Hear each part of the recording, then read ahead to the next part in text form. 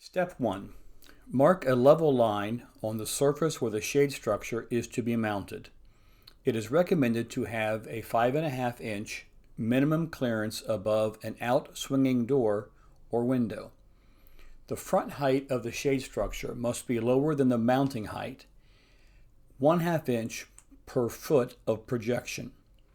It is not recommended to install the shade structure completely flat. Step 2. Using a 3/16 inch drill bit, drill holes every 12 to 16 inches through the mounting surface, depending on your wall stud spacing. If you are unable to drill into wall studs, a ledger board must be used. Step 3. Using a 1/4 inch drill bit, drill holes through awning rail that match the hole spacing on your wall mounting surface. Slide the mounting channel hinge into the slot on the side of the awning rail. Step 4. Complete Step 4 only if your mounting channel is in 2 or more pieces. Slide additional mounting channel hinges into the opposite end of the slot and butt them together flush. Apply caulk to the underside of the mounting channel splice and attach using the provided 3/4 inch self-drilling screws.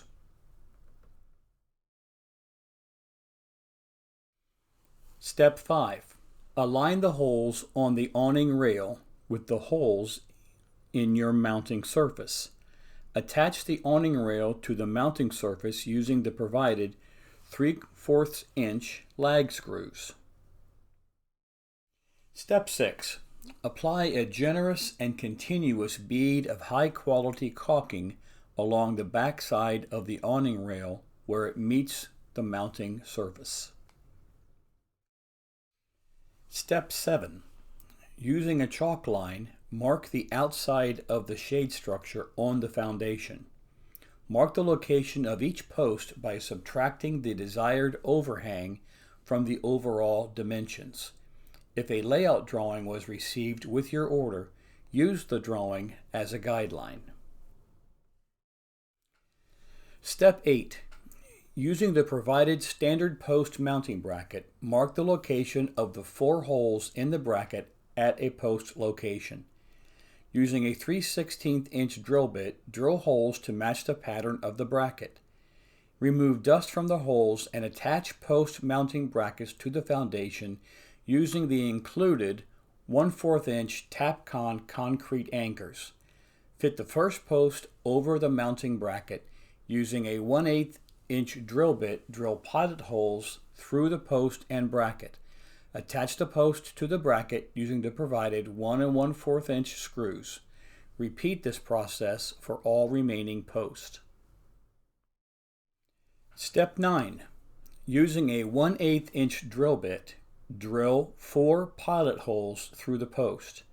Fit the header mounting bracket on the top of the post and secure with the provided 1 1/4 inch self-drilling screws. Repeat for all remaining posts. Step 10. Position the header over the post with an equal amount of overhang on both ends. If the header is in 2 or more pieces, as shown in this video, insert the header splice in the opposing ends of each header piece equally. Secure the splice to the header using the provided 3/4 inch self-drilling screws. Attach the header to mounting brackets using the provided 1 1/4 inch self-drilling screws. Step 11. Attach one roof panel at each end of the cover's frame before attaching other panels to ensure the cover stays square. Attach the roof panel to the mounting channel through the pre-drilled holes using the provided 1/2 inch bolt, washer, and hex nut. Insert the roof panel flashing plug between the roof panel and the mounting channel. Step 12. Attach the other end of the roof panel to the header using the provided 3/4 inch self-drilling screws. Do not completely tighten the screws at this time. Roof panel adjustment is necessary during installation to ensure the cover stays square. Repeat the process for the opposing end of the cover. Step 13. Position the roof panel side lock over top of the previously secured roof panel lock.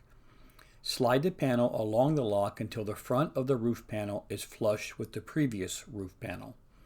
Secure front and rear of panel as in the previous step. Repeat for all remaining roof panels. Once all roof panels are installed, tighten all screws, bolts, and nuts at the attachment points. Step 14. Install a fascia clip on each roof panel through the pre-punched square hole at the front of the panels. Step 15. Starting at one end, install the front gutter to each fascia clip by fitting the upper lip of the gutter into the slot at the top of the clip. Roll the front gutter forward and lock the lower lip of the gutter between the fascia clip and the roof panel. Insert the flashing plug and caulk the exposed edges in the front gutter to prevent sliding and leaks. If your gutter is in multiple pieces, such as this video, apply a generous amount of caulk around the crimped end of one gutter piece and insert the crimped end into the other. Attach using the provided 3/4 inch screws. Step 16. Fit the front side of the gutter into the fabricated corner of the front gutter. Rotate the gutter into position. Attach side gutter to rear mounting channel using the provided 3/4 inch self-drilling screws. Attach the side gutter to the front gutter using the provided 3/4 inch self-drilling screws through the corner and through the bottom. Repeat this process for both sides. Step 17. From underneath the cover, attach side gutter to the mounting channel using the fascia hanging brackets and the provided 3/4 inch self-drilling screws. Repeat this process for the other side of the cover. Step 18. Determine the desired location to drain water from the front gutter.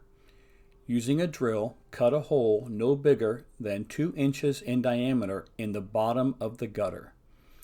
Alternatively, you may drill several small holes in a rectangular pattern no bigger than 2 inches by 3 inches.